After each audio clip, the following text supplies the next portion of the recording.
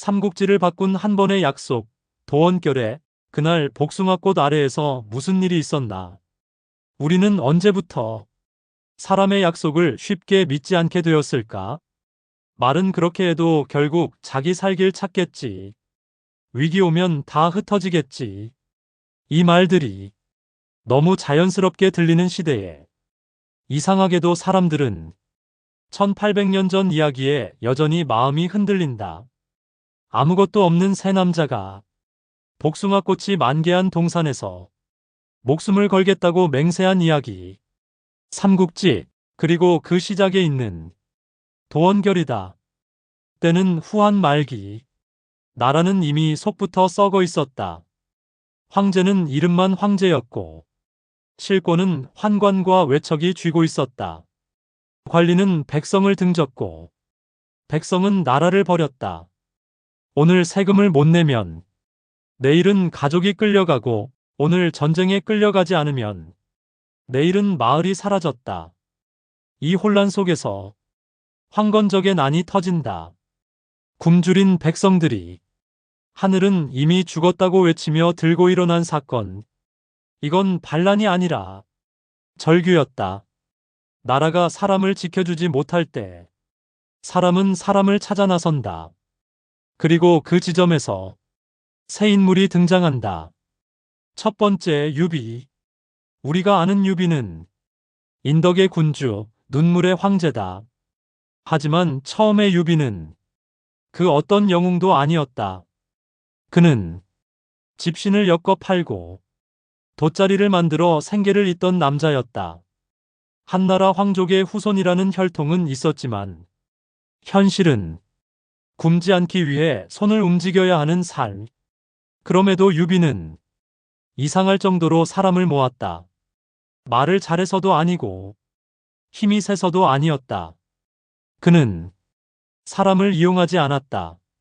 누군가의 이야기를 끝까지 들어주었고 가난한 자를 같은 눈높이에서 바라봤다. 세상이 무너질수록 이런 사람은 더 귀해진다. 두 번째, 관우. 관우는 이미 피를 묻힌 사람이었다. 부패한 관리의 횡포를 참지 못해 사람을 죽이고 도망자가 된다. 그의 얼굴은 붉고 눈빛은 차갑다. 하지만 그 분노는 자기만을 위한 것이 아니었다. 관우는 불의를 그냥 넘기지 못하는 사람이었다. 요즘으로 치면 왜 이게 당연한 거냐고 묻는 사람.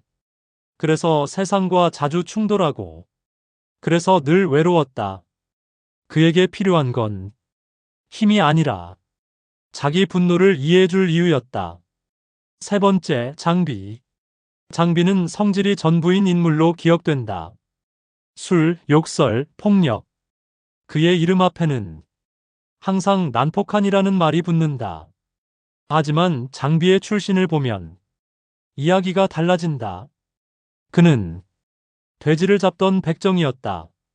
가장 천대받던 직업, 사람 취급을 받지 못하던 계층. 장비의 분노는 타고난 게 아니라 쌓여온 것이었다.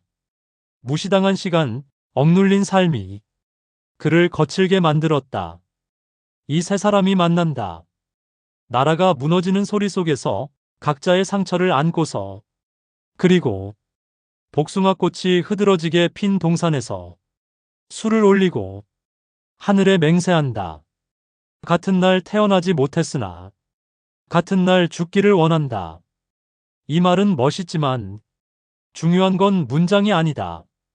그 순간 이들은 서로에게 처음으로 편이 되어 주었다. 유비에게 관우와 장비는 처음 생긴 가족이었다. 관우에게 유비는 분노를 맡길 수 있는 주인이었다. 장비에게 두 사람은 자기를 사람으로 봐준 형제였다. 혈연도 없고 이익도 없었다. 오직 하나, 함께 무너지지 않겠다는 약속만 있었다. 물론 이 관계는 완벽하지 않았다. 유비는 자주 흔들렸고 관우는 자존심이 강했으며 장비는 수없이 사고를 쳤다. 그래서 실패한다. 패배하고 도망치고 흩어진다. 하지만 이상하게도 한 번도 형제라는 인식은 깨지지 않는다. 관우는 조조에게 최고의 대우를 받으면서도 결국 유비를 찾아간다. 장비는 술에 취해 실수하면서도 끝까지 유비를 지킨다. 유비는 수없이 패하면서도 사람을 버리지 않는다. 이건 전략이 아니다. 이건 계산도 아니다. 관계에 대한 선택이다. 그래서 도원결의는 지금 시대에 더 아프다. 우리는 관계를 너무 쉽게 정리한다. 손해보면 멀어지고 쓸모없어지면 잊는다. 그래서 묻게 된다. 왜 저 사람들은 저렇게까지 했을까? 아마도 그들은 알았기 때문이다. 세상이 무너질 때 끝까지 남는 건 사람 하나라는 걸. 도원결의는 영웅의 탄생담이 아니다. 외로운 인간들이 서로를 붙잡은 이야기다. 복숭아꽃은 지금도 피고 있다. 다만 그 아래에서 사람을 믿겠다고 말할 용기가 줄어들었을 뿐이다. 당신에게도 도원이 있었는지 혹은 아직 만나지 못했을 뿐인지 이 이야기가 끝난 뒤 잠시 생각해 보길 바란다. 당신이 누군가의 유비였는지 관우였는지 아니면 장비였는지, 그리고 지금 이 시대에 그 약속이 과연 불가능한 것인지 말이다.